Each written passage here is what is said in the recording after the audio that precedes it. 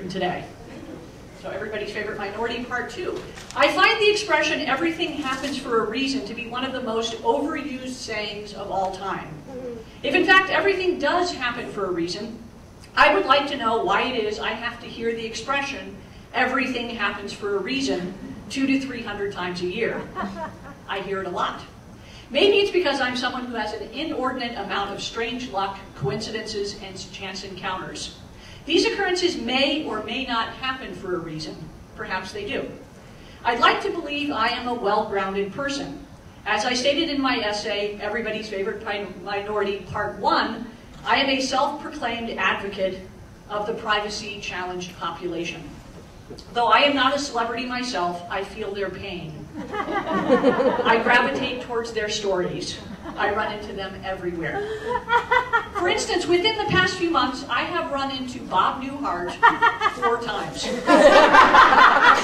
I'd like to believe there's a reason for it. But it might just be the universe likes to offer me the bone of fun sightings. The first time I saw Bob Newhart in person was in November, and it was on purpose. My son Spencer and I stood in line to get a book and CD autographed right here at Borders Books and Music. That was the table, and he was right there. Yes, and I got to meet him. It was very exciting.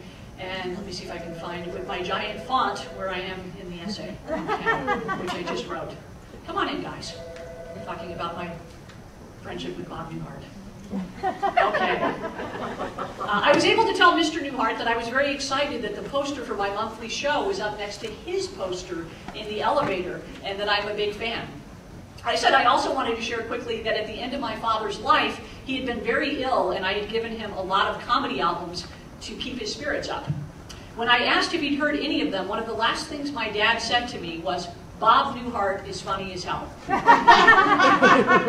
Newhart laughed and smiled at my story. I'm sure it was weird but satisfying for him to hear that his comedy had helped my father in his final days. He smiled sweetly at my son Spencer and me as he looked towards the long line of fans waiting for their moment with him.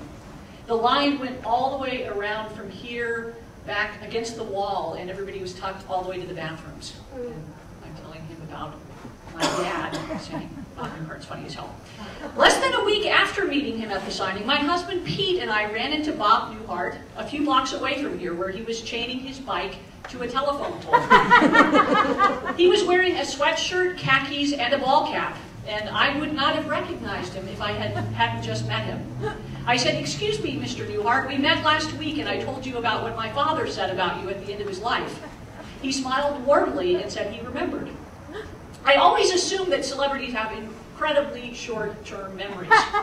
You know, because non-famous people must be bothering them all the time with stories of their parents on their deathbeds and such. But for some reason, Bob Newhart had not forgotten me. I shared with him on our second meeting that both my husband Pete and I used to be stand-up comics. I did it for 14 years, Pete did it for 10. Bob Newhart said something like, "So you know what it's like." I told him that I host this monthly show, and if he ever wanted to come, it would be great to have him here. We said goodbye, and that was that. But I instantly wished I told him that the next night I was having a show with the authors of I Killed, Stories of the Road from America's Top Comics. I had lunch with my husband that December day, and then went back to work in my office cubicle, feeling that the adrenaline rush of speaking with one of my all-time favorite comedians would get me through the usual afternoon slump. A week and a half later, a few days before Christmas, Bob Newhart was getting out of his car while I was on my lunch break. I hesitated to walk towards him because I was now concerned that I appeared to be stalking him. I said, "I can't believe I'm running into you. But I work in UCLA's Office of Intellectual Property in that office building right there, which actually is right there. This is the white one there. And my friend Bob works there. In charge of marketing. Okay. And I said, in that office building right there, and you obviously must live nearby that I keep seeing you on my lunch break. He looked at the building and said something like, "You do? How interesting." And I could tell he was now amused that we kept randomly running into each other. I told him on this third encounter that I wished the last time I had seen him that I told him that the next night was an evening with a bunch of comedians promoting the book I Killed, True Stories of the Road from America's Top Comics. He said he was supposed to be in that book, but he wasn't sure if he made the cut. I said I hadn't read the whole book yet, but I wasn't sure if he was in it or not. I wished him a Merry Christmas and went back to my quiet cubicle in UCLA's Wilshire Center. 6 weeks passed. I was walking down Westwood Boulevard talking to my husband on my cell phone, not really looking up. Bob Newhart walked right up to me and said, "Hey, I got that book you told me about. I Killed, True Stories of the Road from America's Top Comics." He said something like, "I never called those guys back, so I didn't end up in their book." I said, "My husband is not going to believe I'm running into you again. Can you just say hi to him on my cell phone?"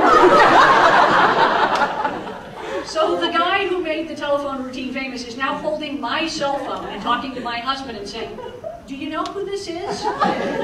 Pete replied, "Hi, Bob."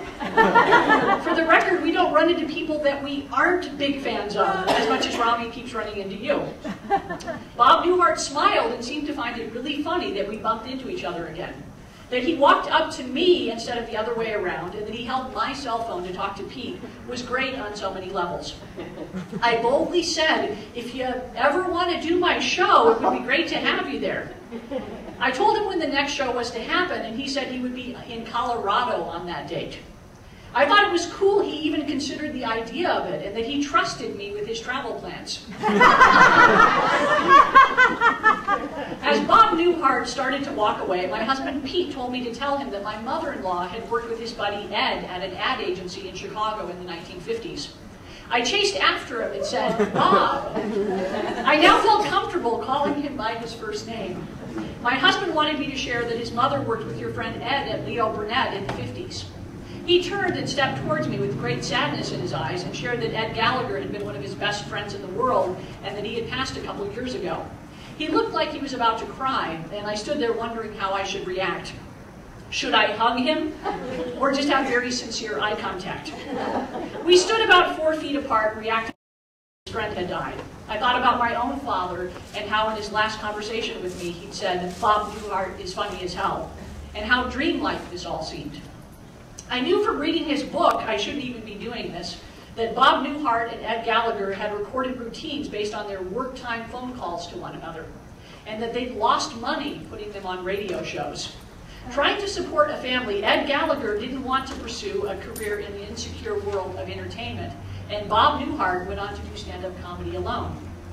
I looked at him with the sadness in his eyes and simply said, "My mother-in-law, Lynn Holliday Moore, really liked Ed a lot and said he was so much fun to work with." I saw Bob Newhart soak in the small worldness of my husband's mother knowing and liking his friend and former comedy partner. I thought about the expression, "everything happens for a reason." I wondered if Bob Newhart would go home to his wife and talk about running into me again. And I was curious if Mrs. Newhart might have insight into the reason her husband and I have crossed paths so many times. I went back to work after my lunch break thinking about Ed Gallagher and his choice to pursue establishment. My phone rang, and I excitedly and loudly shared the story with a colleague about running into Bob Newhart, who had just talked to my husband on my cell phone.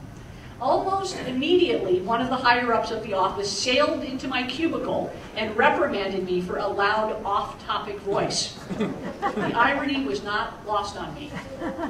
Not having ever been let go from a job in my life, just in time to promote the paperback release of my friend Annabelle Gurwich's book Fired, which is now also playing on Showtime, I got my notice this week that my day job is over.